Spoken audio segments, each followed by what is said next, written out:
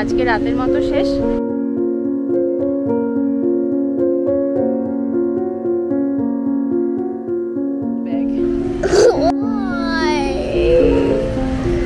দায়ী হব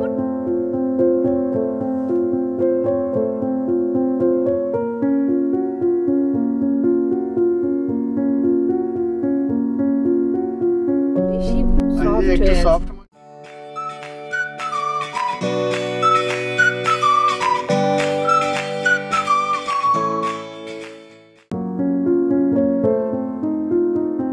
হ্যালো বন্ধুরা, আপনারা সবাই কেমন আছেন? আশা করি খুব ভালো আছেন। And welcome back to my channel, to a new blog. আর চ্যানেলের নতুন বন্ধুদের অনেক অনেক স্বাগত জানাই। আজ ছুটির দিনে মেঘলা একটু সকালের দিকটা, আর তাই ব্যালকনিতে এসে একটু দাঁড়িয়েছি। দেখছি ওমা এই কর্নারটাতে একটা বোলতার চাক বানাচ্ছে। আর এই বোলতাগুলোকে দেখেছি গরমকালেই বেশি আসে। আগে যখন টেক্সাসে ছিলাম তখনও দেখতাম, জানেন তো, ব্যালকনিতে এরকম বাসা বাঁধতো। ঠিক ছোটোবেলার গরমের ছুটির সময়তেও এরম হতো।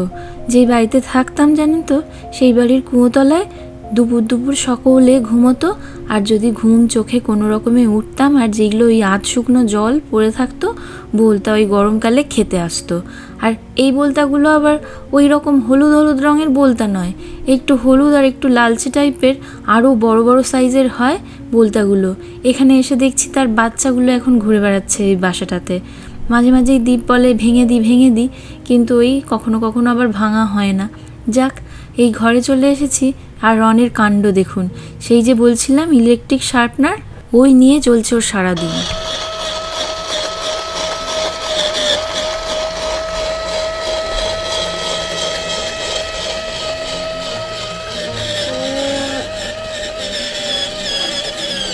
বার কর, আর একটু করতে হবে। কত আস্তে করে ধরলে হয় না, জোরে প্রেসার দিয়ে। আর ওটা ধরে থাকো চেপে, লাইক দিস।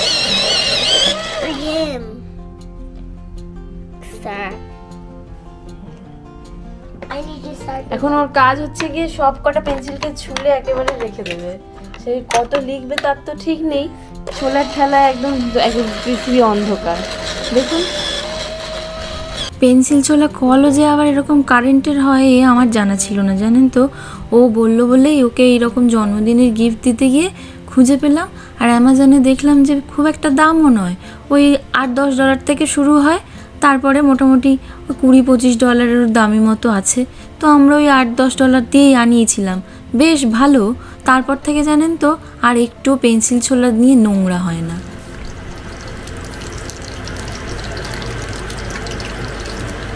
ওই আলুর চপের পুর রয়ে গিয়েছিল বলে আলুর কয়েকটা বেসন দিয়ে ভেজেই চপ করে নিলাম, একেবারে বেঙ্গলের মতো। তার চপ শিল্প যদি একবার আমেরিকায় আসে, কত যে বাঙালি উপকৃত হবে। না তো এই যে দেখছেন বাড়িতে করে করে খেতে হচ্ছে। ওই তারই একটু গোলা বেসন বেঁচে গিয়েছিল বলে আমি সাধারণত এরকমই করি। ওই চপ ভাজার পরে যেটুকু বেসন গোলা পড়ে থাকে, সেইটাই একেবারে একটুখানি পেঁয়াজ কুচিয়ে দিয়ে দিই, নিয়ে তারপর সেটা গায়ে গায়ে লাগিয়ে আর দুটো পেঁয়াজিও ভেজে নিই। তাতে আবার একটুখানি বেশি তেলে ভাজা পেটে যায়, কী আর করবো, বেসনটা নষ্ট না করে ওই রকম পেঁয়াজগুলো দিয়ে দিই। পরে খেলেও খাওয়া যায়, ওই এয়ার ফ্রায়ার বা যদি ওভেনের নিচে দিয়ে দিই, তাতে করে একটু করকরে হয়ে যায়। কিন্তু আজ এখনই খেয়ে নেব।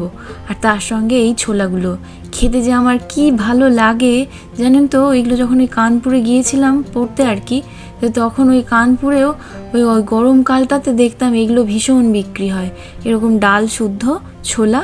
বাড়িতে কখনো কখনো বাবাকে বলতাম যে বাজারে পেলে আনবে না, এরকম ছোলার গাছ শুদ্ধ ছোলা ছাড়িয়ে ছাড়িয়ে খেতে খুব ভালো লাগে। আমেরিকাতে আসার পরে দেখি যেখানে বাজারগুলোতে এগুলো শুধু এরকম ছাড়ানো কিনতে পাওয়া যায়, ওই গাছের সঙ্গে লাগানো আর থাকে না আর কি। যাক, সকালে টিফিন খাওয়া হয়ে গিয়েছিল। আর তারপরে কয়েকটা ওই এতদিন তো ঘুরছিলাম বেড়াচ্ছিলাম, তো জামা কাপড়গুলো সব পরেছিল, উইকডেজ ছিল বলে। আর আজকে সমস্ত কাচাকুচি হয়ে গেছে। এবার ওই পাহাড়ের স্তূপ নিয়ে বসলাম, সব ভাঁজ করে তুলে রাখবো। ঝটপট মোটামুটি সব কাজ সেরে নিয়েছি। এবার রনকে একটু খাওয়াতে বসাবো, আর তারপরে নিজেরা খেয়ে নিয়ে আর বেরোবো। আজকে একটুখানি ওই কস্কো যাওয়ার কথা আছে, কারণ কস্কো না গেলে কিছু জিনিস বাড়িতে একদম ফুরিয়ে গেছে, সেগুলো আনা হবে না। এই বেরোলাম একটু, জাস্ট ওই কস্কো যাব। সকালে তো বললাম যে আজকে একটু কস্কো যাওয়ার আছে, কারণ এই কদিন যে বেরিয়েছিলাম বলে তারপর থেকে আর এসে সেরমভাবে কিছু সবজি বাজারও করা হয়নি, আর বাড়ির কিছু টুকটাক জিনিস শেষ হয়ে গেছে, সেগুলো নেব বলে যাচ্ছি। তো সেজন্য কস্কো যাব, তারপরে যদি কিছু গ্রসারি থাকে সেগুলো কেনার আছে। বল কি বলছিস? কস্কো যাওয়ার আগেই একটা জায়গায় যাব আসলে, কারণ ওই রনের জন্মদিনটা তো আমরা মার্টেল বিচে সেলিব্রেট করেছি ঋতুপর্ণা দিদের সঙ্গে। এখানে টুকটাক কিছু যারা বন্ধুবান্ধব আছে তাদের আবার জানেন তো, এই ব্লগটা যে সময় আমি তুলেছিলাম সেই সময় নর্থ ক্যারোলিনার কোনো স্কুলেই গরমের ছুটি পড়েনি, মানে ওই জুন মাসের 8-9 তারিখ করে। তো ওই সময়তে এখানকার স্কুলগুলোতে সমস্ত ওই গরমের ছুটি পড়বে, আর বাচ্চাদের স্কুলগুলোতে গ্র্যাজুয়েশন হবে, বড়দেরও তাই। সেজন্য সমস্ত স্কুলগুলোতে নানা রকম প্রোগ্রাম হবে বলে, তো সেই জন্য আর কারোরই ছুটির দিনগুলোতে মানে শুক্রবার বা শনিবারে ডেট পাওয়া যায়নি। তাই জন্য একটু দেরি করে ওই সকলের সঙ্গে যখন সময় হবে সেই সময়ে ওর জন্মদিনটা আর একবার পালন করব বলে ভেবেছি। তো তার জন্যই এই হ্যারিস টিদার বলে এটা একটা রিটেল দোকান, তো এখানে এসেছি। এখানে নানা ধরনের ভালো ভালো কেক পাওয়া যায়, তো ওই কেক কিনবো বলে দেখতে এসেছি।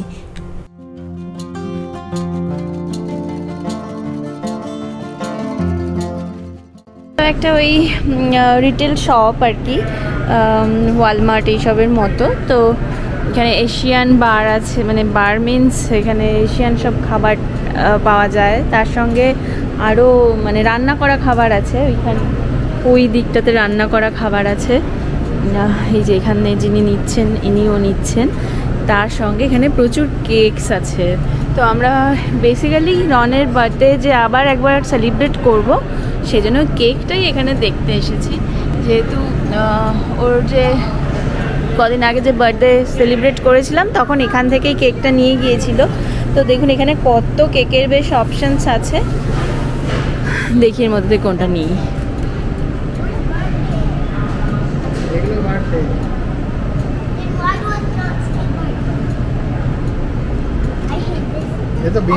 এটা মিনিয়ন আছে লাগে। এগুলো তো সেই চিটচিটে ক্রিমওয়ালাটা না, এর মধ্যে ওইরকম বলতে পারবো। ও আচ্ছা, এর মধ্যে ওইরকম বলতে হবে। এদেশে থাকতে থাকতে এইটুকু খুব ভালোভাবে বুঝে গেছি যে ফ্রোজেন আর রেডি টু ইট এই সমস্ত ধরনের খাবারের বেশ ভালো রকমের চল। এখানেই দেখুন না, স্যালাড বার বলে লেখা আছে, সমস্ত কিছু কেটে কুচি কুচি করে দেওয়া আছে। যার যেটা পছন্দ সেরকম তুলে নিয়ে আর নিজের মতো বানিয়ে একটা স্যালাড করে নিতে পারবে। দেখুন সেদ্ধ ডিমটা পর্যন্ত দেওয়া আছে। কী যে মনে হচ্ছে সেদ্ধ ডিম একটা তুলে গপাস করে খেয়ে নিই। যাক, এখান থেকে আমাদের কেকটা মোটামুটি দেখা হয়ে গেছে। এবার চলুন যাই, একটু কস্কোয় চলে যাই। বাবা তুমি কি করছো? কি কেক নিতে এসছো?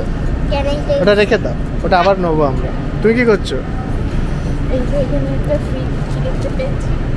তোমার তো হাতেই যাচ্ছে না। দাও আমাকে দাও। আচ্ছা, দুটোই না তিনটে নেবে? না ঠিক আছে, দুটোই না।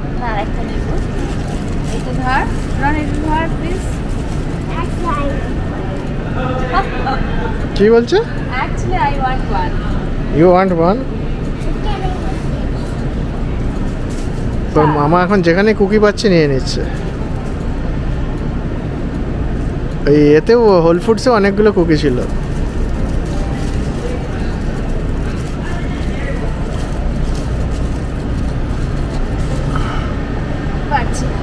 বাহ,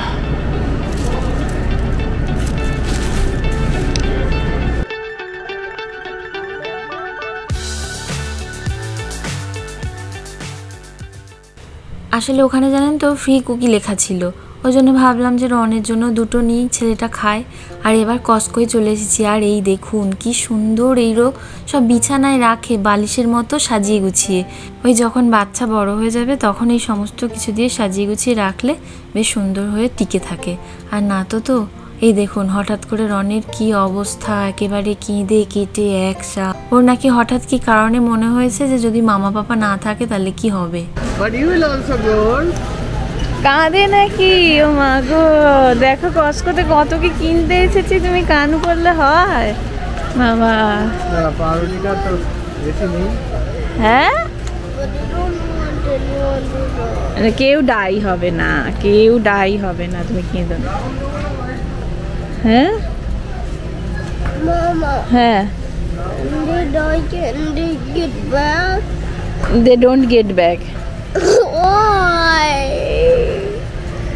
ডাই হব না তো, ডাই হব না, ডোন্ট ক্রাই। কি মুশকিল কাণ্ড বলুন তো, এগুলোকে বলে বোধহয় ইমোশনাল আউটব্রেক। হঠাৎ করেই ওর কীরকম মনে হয়েছে আর ওরকম হাউ হাউ করে কাঁদতে শুরু করেছে। আর চুলগুলোও দেখেছেন কি বড় বড় হয়ে গেছে। এই জন্মদিনটা আর বেড়াতে যাব বলে চুলগুলো রেখে দিয়েছিলাম, তবে এবার গরম পড়ছে তো চুলটা কাটিয়ে দেব। আর এই দেখুন কি সুন্দর একটা লেগোর গাড়ি এসেছে, ওই লরি আর কি।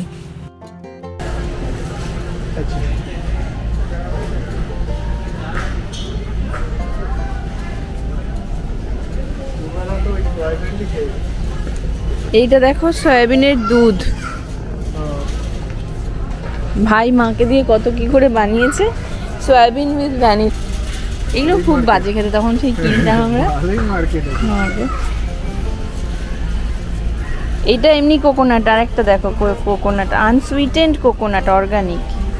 প্রথম যখন এসেছিলাম তখন জানেন তো ওই নারকেলের জলগুলো কিনে কিনে বেশ খেতাম, তখন মনে হতো যে ভালো লাগছে, কিন্তু তারপর থেকে আর ভালো লাগতো না। আর এই দেখুন গরম পড়া শুরু হলো কি হলো না, অমনি ওয়ালমার্ট, কস্টকো, ইন্ডিয়ান গ্রসারিগুলো সমস্ত জায়গাতে এরকম তরমুজ আসতে শুরু হয়ে যায়। আর ওয়ালমার্ট আর কস্টকোর তরমুজগুলো তো বাবা মনে হয় 50 জনের ফ্যামিলি হলে তবে শেষ করতে পারবে, একটা তরমুজের এত বড় সাইজ থাকে। আমরা 3 জন কিনলে তো কোনো মতে হাফের হাফ শেষ হয়, আর বাকিটা তুই খা তুমি খা ওই হয়। আমরা অনেকটা আগেই এসেছিলাম, কিন্তু ফুচকাটা একদম এই কর্নারে রেখেছে যেখানটা ক্যাশ কাউন্টারটা আর কি, তো সেই জন্য আমরা ভাবলাম ঘুরে ঘুরে নেব, কিন্তু এত যে ফুচকার ডিমান্ড এখানে সেটা জানি না বাবা, সেই জন্য দেখুন ফুচকা পুরো শেষ হয়ে গেছে। তা তিনি দেখে বললেন যে চেক করছি, চেক করে এসে বললেন যে আজকে রাতের মতো শেষ, কালকে সকালে আসবে। কি অদ্ভুত, প্রচুর ফুচকা, এত ফুচকাও শেষ হয়ে গেল বাবা বাবা। মানে দেশে হচ্ছে কড়া ফুচকা শেষ হয়ে যাচ্ছে, আর এখানে এমনি জাস্ট প্যাকিং করা ফুচকা সেটাও শেষ হয়ে যাচ্ছে। যাকে ফুচকাটা তো নেওয়া হলো না আজকে, ওই কয়েকটা টুকটাক জিনিস নেওয়া ভেবেছিলাম, ফুচকা যখন হলো না তখন এখান থেকে একটা বেকারির বিস্কিট নিয়ে নিই। আমি তাই বলছি যারা ফুচকা এনেছে, যে কোম্পানি ফুচকা ছেড়েছে তাদের তো পাওয়ারও রোল করে উঠছে ফুচকা। এই দেখো সব পানিপুরির কার্ট ফাঁকা, শুধু এখানে পানিপুরিটাই ফাঁকা হয়েছে, দেখুন পুরো ফাঁকা হয়ে গেছে। ওরা ট্রায়াল আর টেস্টেড করছে, এবার ওটাকে আরো বাড়াবে। কস্টকোতে আসলে যে কোনো জিনিস কিনলে একটু পড়তাই পড়ে, কারণ ওই যে বেশি বেশি পাওয়া যায়, ভ্যালু প্যাক টাইপের, সেই জন্য ওই কস্টকো থেকেই ফুচকা এখন প্রচুর মানুষ কিনে নিয়ে যায়, আর শেষও হয়ে যায়। কিন্তু শুধু যে দেশির আমরা কস্টকোর ফুচকা খাই তা নয়, জানেন তো, আমি দেখছিলাম ওখানে অনেক মেক্সিকান ঘুরে বেড়াচ্ছেন, আর 1-2 জন এরকম আমেরিকানও ঘুরে বেড়াচ্ছেন। ইনফ্যাক্ট তারা জিজ্ঞেস পর্যন্ত করলেন যে ফুচকাগুলো কোথায় গেল, শেষ হয়ে গেছে। বুঝতে পারলাম না যে ফুচকা ওনারা ঠিক কী দিয়ে কিভাবে খান। আমরা তো নয় অনেক চাট টাট বানিয়ে খাই, কিন্তু ওনারা কী দিয়ে খান জানি না। যে ভেতরে এই রেস্টুরেন্টটা আছে, এখন এখান থেকে একটুখানি কিছু কিনবো। দিন ধরে এখানে জানেন তো একটা খুব ভালো কুকিজের সন্ধান পেয়েছি, বেশ ডবল চকলেট দিয়ে কুকিজটা বানায়, আর একদম পুরো সঙ্গে সঙ্গে যেন ইনস্ট্যান্ট বেক করা, গরমের মতো থাকে, সেই জন্য ওইটা একটা কিনবো বলে লাইন দিয়েছে দীপ। যাক, হয়ে গেছে আমাদের সমস্ত কিছু নেওয়া, এবার চলুন বাড়ি ফিরে যাই। আসলে আগে রন যখনই আসতো কস্টকোয়, সব সময় কস্টকোর একটা চিজ পিৎজা হয়, ওটা খেত। এখন কদিন আবার টেস্টটা বদলে এই কুকিতে ট্রান্সফার হয়ে গেছে। ওহ, এতক্ষণ লাগলো কস্টকো মাত্র 2-3টা বাজার করতে, লাইনটা দাও মারাত্মক। কিনি আবার কি, এই তো তুমি কুকিগুলো নিলে, অ্যাকচুয়ালি ওই বললাম না যে কস্টকো এটা যেটা খাবার জায়গা, না একটা রুটি, আর আজকে একটু বেশি সফট, একটু সফট মানে এই বেক করেছে, নরম করেছে। এই কুকিটা খেতে দারুণ হয়, একদম ডবল চকলেটের মতো, ভেতরে ডবল চকলেটই আছে। আগের দিন খেয়েছিলাম, অদ্ভুত একটা মিষ্টি, খুব মিষ্টি নয় আবার মিষ্টি মিষ্টিও লাগে, ভালোই লাগে। না বেশি মিষ্টি নয়, বেসিক্যালি তাই। সেম করে গুড। আমি ভাই আমার ড্রিঙ্ক নিয়ে আছি, বাস মোকা। দেখুন এখনো কি সুন্দর রোদ আছে, এই গরমকালের এটাই প্লাস পয়েন্ট। আর সকলে কেমন সাইকেল চালাচ্ছেন, এদেশের এইটা কিন্তু বেশ একটা ভালো সিস্টেম, যে সাইকেল চালানোর জন্য এই যে সাইকেল দিয়ে কি সুন্দর লেনে সিম্বল করা আছে। আর তার সঙ্গে আজকের মতো ব্লগটা এখানেই শেষ করছি। আবার দেখা হবে নতুন কোনো ব্লগে। ততক্ষণ সকলে খুব খুব ভালো থাকবেন আর সুস্থ থাকবেন। আর ব্লগটা যদি ভালো লাগে প্লিজ একটু লাইক, শেয়ার আর চ্যানেলটা সাবস্ক্রাইব করার রিকোয়েস্ট রইল। অনেক অনেক ধন্যবাদ আপনাদের ভিডিওটা দেখার জন্য।